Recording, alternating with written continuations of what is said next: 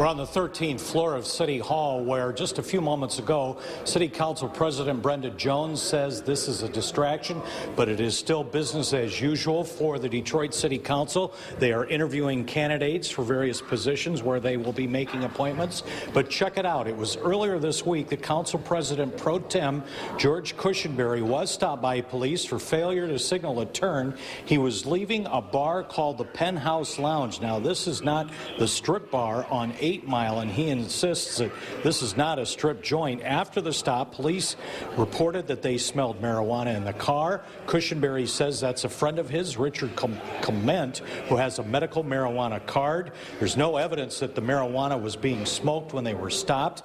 He did have an empty bottle in the car. Police did not give Cushingberry a roadside sobriety test. He was driving.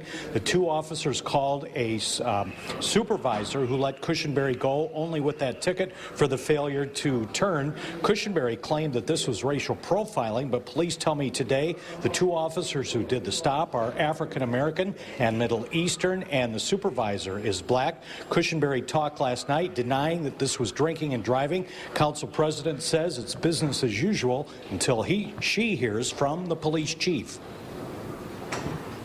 There was no alcohol or open alcohol. They found an old bottle, and the reason the patrol supervisor let me go was because it was empty, and it hadn't been consumed in over a week. It was just there. It was one of the things that I hadn't cleaned out of my dirty back end, if you see the back of my car. I don't know that this is a scandal. What I know is that President Pro Tem received a ticket for failure to signal. And the rest I know is that the police chief is investigating. And that's what I'm going to do, let him investigate. So the investigation is continuing with the police chief and internal affairs. We are told that there is dash cam video of this incident, but that will not be released publicly until the investigation is completed. George Cushingberry was here at the council meeting for a while this morning.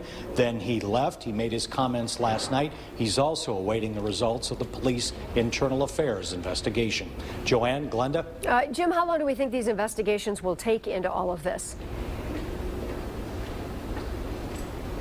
Spokesman says it's probably going to be a few days. It will not be wrapped up today, and they are looking only at what the officers have done. The two original officers and the supervisor, they say the business with George Cushingberry is done. He's done with his traffic ticket.